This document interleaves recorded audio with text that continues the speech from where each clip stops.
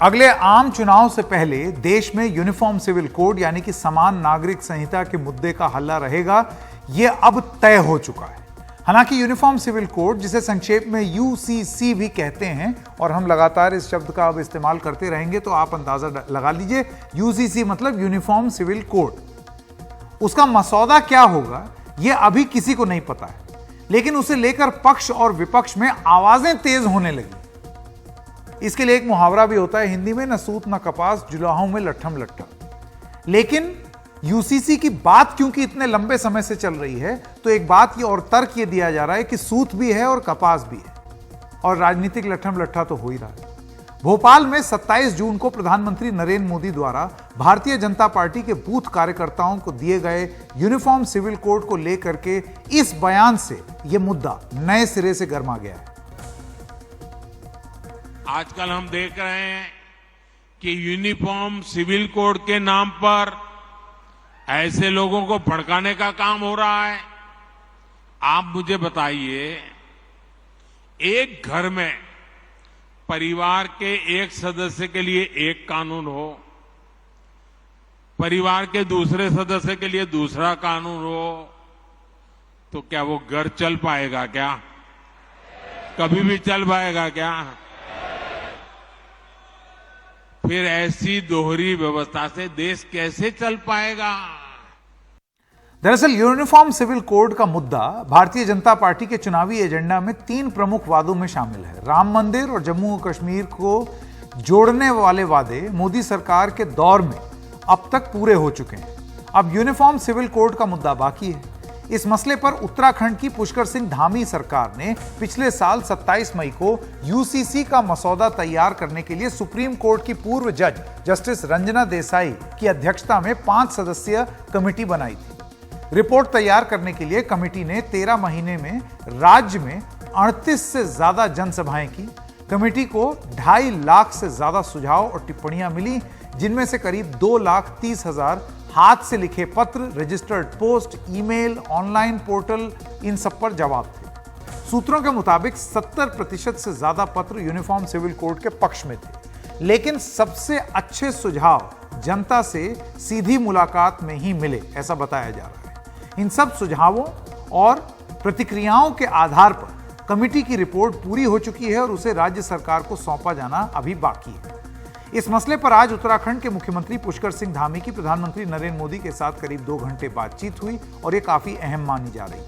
इस बैठक में उत्तराखंड के यूसीसी की ड्राफ्टिंग कमेटी की अध्यक्ष जस्टिस रंजना देसाई भी मौजूद थी। प्रधानमंत्री से मुलाकात के बाद धामी ने कहा कि उनकी सरकार यूसीसी को लागू करने में देरी नहीं करेगी, लेकिन साथ ही हड़बड़ी भी नहीं करेगी। देखिए, अभी तो चूंकि यूसीसी कमेटी का ड्राफ्ट कंप्लीट रूप से हमें नहीं मिला है, और उनका ड्राफ्ट जब मिलेगा तो उस पर तभी कुछ कह पाना संभव होगा। क्या जानकारी कब तक संभव है और कब तक उत्तराखंड में लागू हो सकता है? क्योंकि अब हम बहुत देर भी नहीं करेंगे और जल्दबाजी में जो है ऐसा काम भी नहीं होगा कि जो है कि कोई ऊपर का नीचे हो जाए, इसलिए बहुत सोच समझकर उस पर काम होगा। आपको यह भी बता दें कि कल पुष्कर सिंह धामी, जो कि मुख्यमंत्री हैं उत्तराखंड के, ये कल रात में अमित शाह से भी मिले थे, और ड्राफ्टिंग कमेटी की जो हेड हैं जस्टिस देसाई, वो भी इस देर रात की मीटिंग में मौजूद थी। अब सवाल यह है कि यूसीसी में होगा क्या? आशंका जताई जा रही है कि यह बहुमत की ताकत के आगे देश की विविधता को खत्म करने की एक कोशिश है। एक तर्क यह दिया जा रहा है। अलग अलग धार्मिक संप्रदायों की ओर से ये सवाल उठाए जा रहे हैं। आदिवासी समुदायों की ओर भी प्रस्तावित यूसीसी का विरोध किया जा रहा है। ये जो जितनी भी आदिवासी संस्थानें हैं, उन्होंने भी इसका विरोध किया है।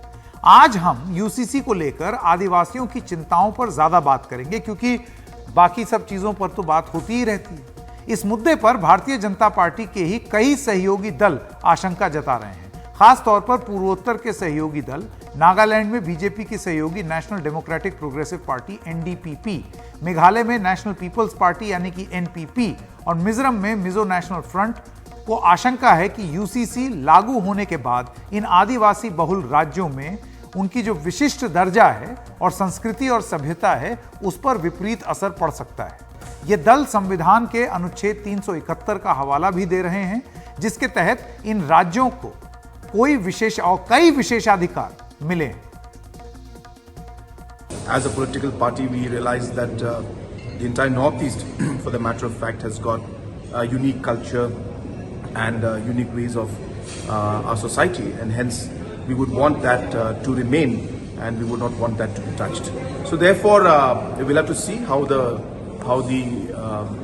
bill, if it comes out, it will be, and the actual language in the bill.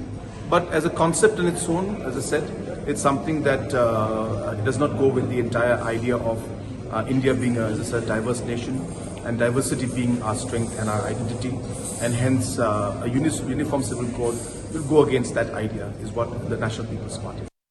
दरअसल भारत के अलग अलग राज्यों और केंद्र शासित राज्यों में 700 से ज्यादा अनुसूचित जनजातियां निवास करती हैं, जिनकी विशिष्ट परंपराएं, संस्कृति, रीति रिवाज और नियम हैं जो सदियों से चले आ रहे हैं। भारत का पूर्वोत्तर तो इस मामले में अनूठा है, जहां 220 विविध जनजातीय समाज हैं। पूर्वोत्तर में यूसीसी का सबसे ज्यादा विरोध मेघालय, मिजोरम और नागालैंड में होगा, जहां 2011 की जनगणना के मुताबिक ईसाई समुदाय की आबादी सबसे ज्यादा है, लेकिन यहां के ये समाज आज भी पुराने रीति रिवाजों, परंपराओं से ही चलते हैं। यह विविधता ही उनकी खूबसूरती भी है, लेकिन यूसीसी से उन्हें इसके खोने का डर सता रहा है। जैसे मिजो आदिवासी संगठनों का यह कहना है कि मिजो जनजातीय समाज में कई उप जनजातियां भी हैं।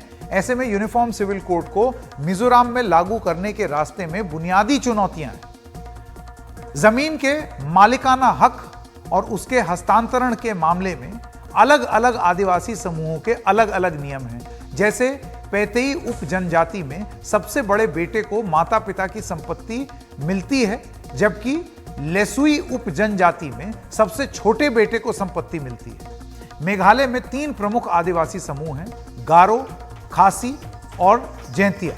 इन सभी के शादी, तलाक, गोद लेने, उत्तराधिकार वगैरह के अपने अलग अलग रीति रिवाज हैं। इसी वजह से पर्वतीय जनजातियों को संविधान की 6ठी अनुसूची में शामिल किया गया, जो इन जनजातियों को अपने विशिष्ट रीति रिवाजों के पालन का अधिकार देता है। ऐसे में जब समान नागरिक संहिता यानी कि यूनिफॉर्म सिविल कोड, जिसे यूसीसी कहते हैं, यहां लागू होगा तो क्या इस पर असर नहीं पड़ेगा?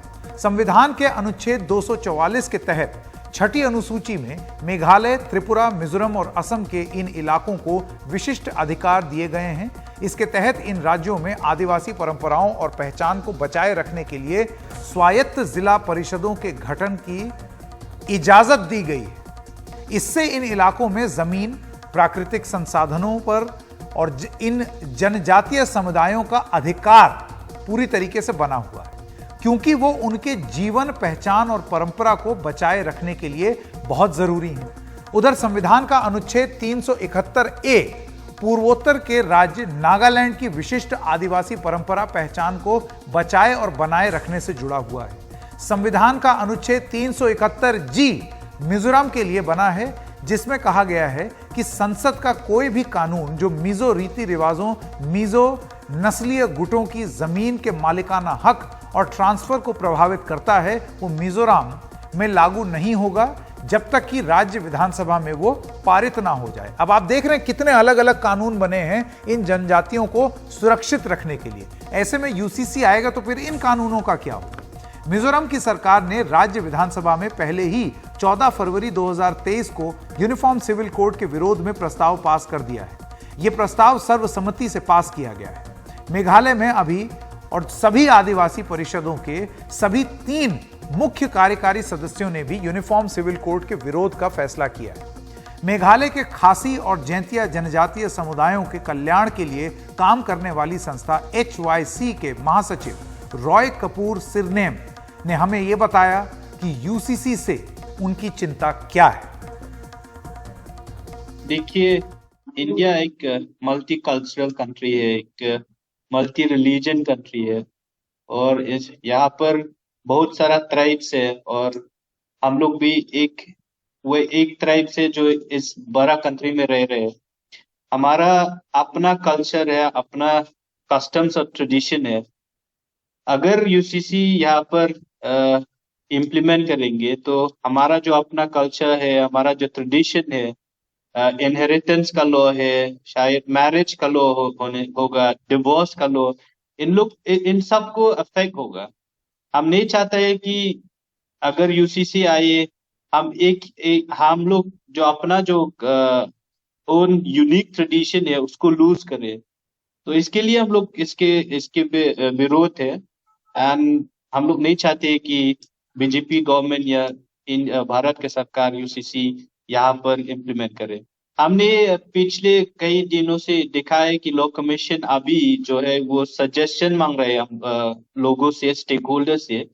तो फिलहाल हम लोग ड्राफ्ट रिप्रेजेंटेशन अभी प्रिपेयर कर रहे हैं और हम लोग के HYC से हम लोग सबमिट करेंगे वो सजेशन लॉ कमीशन को। हमारा जो मांग है, हम लोग मांग रहे हैं अगर बीजेपी गवर्नमेंट या भारत सरकार नहीं मानेंगे तो आप देखा था 2019 में क्या हुआ था, जब वो लोग CAA इम्प्लीमेंट करना चाहते हैं यहाँ पर नॉर्थ ईस्ट में, तो बहुत प्रोटेस्ट हुआ था। तो एक ही same thing will happen, the same thing 2019 will be repeated.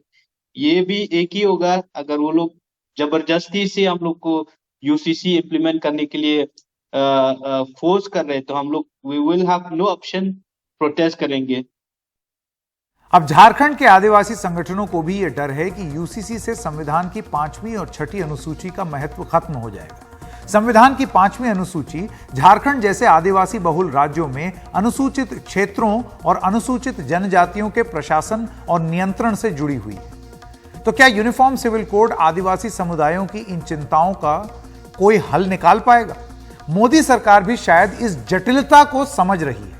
यही वजह है कि सोमवार को समान नागरिक संहिता के मुद्दे पर बीजेपी सांसद सुशील मोदी की अध्यक्षता में संसद की विधि मामलों की स्थायी समिति की पहली बैठक के बाद यह खबर सूत्रों के हवाले से बाहर आई कि सुशील मोदी ने जनजातियों और आदिवासियों को यूसीसी से बाहर रखने की वकालत की है। इस बैठक में 31 दलों में से 17 दलों के सांसद शामिल हुए। यूसीसी में जनजातीय समूहों को लेकर क्या रुख रहना चाहिए, इस बारे में हमने बात की संविधान के जानकार प्रोफेसर फैजान मुस्तफा से। देखिए, देश में सैकड़ों की तादाद में अनुसूचित जनजातियां हैं और नॉर्थ ईस्ट में नागास को अगर आप ले लें तो उनके ऊपर तो अभी हमने देश का क्रिमिनल लॉ भी लागू नहीं किया। यानी संविधान ने जो कस्टमरी उनकी प्रैक्टिसेस हैं वो सिविल लॉ छोड़ दीजिए, क्रिमिनल लॉ तक में हमने लागू नहीं किया है जब तक उनकी असेंबली उसको अप्रूव ना करे। तो मैं समझता हूं कि पहले आज जब कदम यूनिफॉर्म सिविल कोड की तरफ बढ़ाया जाए तो उसमें ट्राइबल्स के ऊपर वो कोड ना लगाई जाए। जो संविधान ने उनको संरक्षण दिया है वो एक संविधान निर्माताओं का वादा है, उस वादे को नहीं तोड़ना चाहिए। कहते हैं ना, कॉन्स्टिट्यूशनल पैक्ट्स आर सेक्रेड। तो उनसे हमने वादा किया था कि आप हमारे देश में शामिल हों, हम आपकी संस्कृति और आपकी कस्टम और आपके रिवाजों का पूरा संरक्षण देंगे। अब आप सोचिए, एक तरफ बात हो रही है यूनिफॉर्म सिविल कोड की, यानी कि समान नागरिक संहिता, तो फिर नॉर्थ ईस्ट के लोगों के लिए और जो जनजातियां हैं उनके लिए उनको अलग रखने की बात की जा रही है। तो फिर ये समान कैसे हुआ? फिर इसमें यूनिफॉर्मिटी कहां है? वो तो नहीं है। ये तो आपने अभी कानून और ड्राफ्ट आने से पहले ही आप इस बारे में बात कर रहे हैं कि उनको अलग रख दिया जाए, क्योंकि आप वो विविधता को समझ रहे हैं। तो फिर यूनिफॉर्म सिविल कोड में यूनिफॉर्म तो शुरुआत में ही नहीं रहा। राजनीतिक विश्लेषक देशरत्न निगम भी इस मसले पर जनजातीय समुदायों को यूसीसी से बाहर रखने की वकालत कर रहे हैं। देखिए, अगर आप भारतीय समाज को देखेंगे, जो हमारी अनुसूचित जनजाति है उनकी संस्कृति अलग है। जैसे बाकी देश में अगर आप देखें तो पैट्रिलिनियल सोसाइटी है, वहां पिता से सारी लाइन पे संपत्ति वगैरह बच्चों को जाती है। लेकिन उस इलाके में क्या है कि ज्यादातर जो सोसाइटी है, समाज है, वो मैट्रिलिनियल है, माता से सारा जाता है। और यूसीसी को अगर देखते हैं तो उसमें जेंडर जस्टिस और जेंडर इक्वालिटी है, और जो डिस्क्रिमिनेशन है, भेदभाव है लिंग के आधार पर, वो औरतों के खिलाफ जो होता है वो उसके लिए है। और बराबर के अधिकार भी उनको नहीं मिलते। तो वो समाज में औरतों को बहुत ज्यादा अधिकार है वहां पर, तो उसको अलग करके देखना पड़ेगा और बाकी समाज को अलग देखना पड़ेगा, जहां पे पैट्रीलिनियल पैट्रियार्कल सोसाइटी है और वहां पे मैट्रीलिनियल मैट्रियार्कल सोसाइटी है। तो दोनों समाज में फर्क है, तो आपको दोनों उसको भिन्नता से आपको देखना पड़ेगा उसे। लेकिन सिर्फ आदिवासी समुदायों की ही चिंता नहीं है, अलग अलग धार्मिक संप्रदायों को भी अपने विशेष कानूनों और रीति रिवाजों पर चोट पड़ने का डर है। जैसे विवाह से जुड़े हुए मामले, पंजाब के मुख्यमंत्री भगवंत मान ने आज यूसीसी को लेकर के अपनी चिंता जाहिर करते हुए सिख समुदाय के आनंद मैरिज एक्ट का उदाहरण दे दिया। मान का कहना है कि यूसीसी देश की विविधता को खत्म करने की दिशा में एक कदम है। वैसे आपको यह बता दें कि उन्हीं की आम आदमी पार्टी यूनिफॉर्म सिविल कोड पर मोदी सरकार के साथ सैद्धांतिक सहमति जता चुकी है। तो एक तरफ दिल्ली में आम आदमी पार्टी कहती है कि हम इन प्रिंसिपल यस कहते हैं, और वहां पर पंजाब के मुख्यमंत्री आम आदमी पार्टी के इन प्रिंसिपल नो कह रहे हैं। आदिवासियों के विआह करने के तरीके होर ने जी, जैनियां के विआह करने के तरीके कुछ होर ने जी, उन्होंने आपदियां रस्मां करने के तरीके कुछ होर ने जी। तुसीं एक गुलदस्ते नूं चाहुंदे हो कि बस इक्को ही रंग दा हो जे, हर धर्म का अपना अपना कल्चर है, अपना अपना रस्मां ने। सो सारिਆਂ ਨਾਲ गल कर सहमति कर, पर ਇਹ ਕਹਿੰਦੇ ਕੀ ਹੈ ਉਹਨਾਂ ਨੂੰ, ਇਹ ਰੀਤੀ ਰਿਵਾਜ ਉਹਨਾਂ ਨੂੰ ਕੀ ਕਹਿੰਦੇ ਆ, ਪਤਾ ਨਹੀਂ ਕਿਉਂ ਛੇੜਦੇ ਆ ਇਸ ਤਰ੍ਹਾਂ। ਜੋ ਸੰਵਿਧਾਨ ਕਹਿੰਦਾ ਹੈ, ਇਹ ਕਹਿੰਦੇ ਸੰਵਿਧਾਨ ਮੁਤਾਬਕ ਕਰਨ ਲੱਗੇ। ਸੰਵਿਧਾਨ ਇਹ ਕਹਿੰਦਾ ਜੇ ਸਾਰੇ ਸੋਸ਼ਲੀ ਬਰਾਬਰ ਹੋ ਗਏ ਤਾਂ ਤੁਸੀਂ ਉਹ ਜਿਹੜਾ ਕਾਮਨ ਕੋਡ ਜਿਹੜਾ ਲਾਗੂ ਕਰੋ। सारे सोशली बराबर हो गए नहीं हुए। तो हिंदुओं की शादी आनंद मैरिज एक्ट के तहत रजिस्टर होती है। कई लोगों की शादियां जो मुसलमानों की दिल्ली में रजिस्टर हो रही हैं, वो बहुत ही गलत स्पेशल मैरिज एक्ट के तहत रजिस्टर की जा रही हैं। ऐसा नहीं होना चाहिए। तो ऐसे में जब आपको विभिन्नताओं को देखते हुए अगर एक यूनिफॉर्म लॉ बनाना है, तो उसमें बहुत ही धैर्य होना चाहिए, बहुत सलाह मशवरा होना चाहिए और सहमति होनी चाहिए। इसलिए यूनिफॉर्म सिविल कोड के लिए हमने बहुत बार ये लिखा कि उसमें धीरे धीरे कदम बढ़ाए जाएं और उन चीजों को पहले लिया जाए जिनमें आपस में सहमति बन गई हो। मेरा ख्याल यह है कि जब भी यूनिफॉर्म सिविल कोड बनेगी, आप शादी कैसे करते हैं उसका की आपको परमिशन दी जाएगी। तो मुसलमानों में निकाह होगा, सिख मैरिज जो है वो आनंद मैरिज के तरीके पे रजिस्टर होगी, और हिंदू मैरिज में सोलोमनाइजेशन होगा, क्योंकि मैरिज एक संस्कार है। लेकिन इस तरह का लॉ बनाना जिसमें एक बुनियादी उसूल पहले क्लॉज में लिखा जाए और फिर उसके एक्सेप्शंस डिफरेंट कस्टम्स के और क्लॉजेस में लाए जाएं, ये मुश्किल काम है। देखिए, जब हमने हिंदू मैरिज एक्ट बनाई तो उसमें हमने लिखा कि दूल्हा और दुल्हन एक दूसरे से सपिंडा रिलेशन में नहीं होने चाहिए, यानी 5 जनरेशन तक जो है वो एक दूसरे के रिश्तेदार ना हो।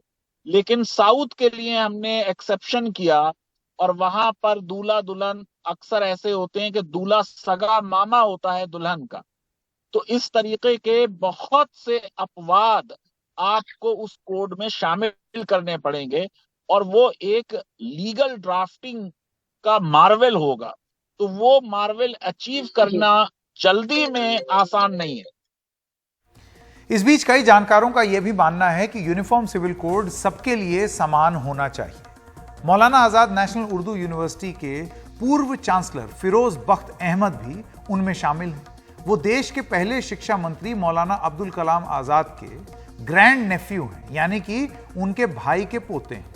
फिरोज बख्त अहमद ने सुप्रीम कोर्ट में यूनिफॉर्म सिविल कोड को तैयार करने की मांग को लेकर याचिका भी दी थी। देखिए, ऐसा है, अगर जिसको हम यूनिफॉर्म सिविल कोड कह रहे हैं, या in other words Indian common code कह रहे हैं, अगर ये यूनिफॉर्म सिविल कोड है, इंडियन कॉमन कोड है, इसमें सबको कवर होना चाहिए। अगर आप कह रहे हैं कुछ आदिवासियों को, कबायलियों को या इस तरह के कुछ और भी लोग हैं, तबके हैं, उनको अगर इसके एम्बिट में नहीं रखा जाएगा तो there will be a problem.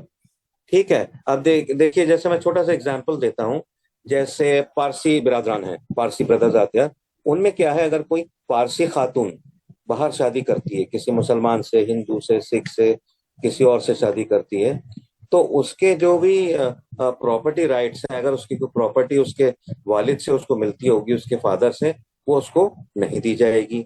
तो मतलब यह है कि वो भी ऑब्जेक्ट करेंगे। तो मेरा ख्याल ये है कि if it is uniform civil code, it should be applied to one and all, irrespective of to which category or to which religion one person belongs। और मैं भी इसमें यकीन रखता हूं, one nation one law। एक खास बात यह भी है कि भारत की विविधता को देखते हुए 21वें विधि आयोग ने अपनी रिपोर्ट में यह कहा था कि यूनिफॉर्म सिविल कोड ना तो आवश्यक है और ना ही वांछनीय है, यानी कि नाइदर नेसेसरी नॉर डिजायरेबल।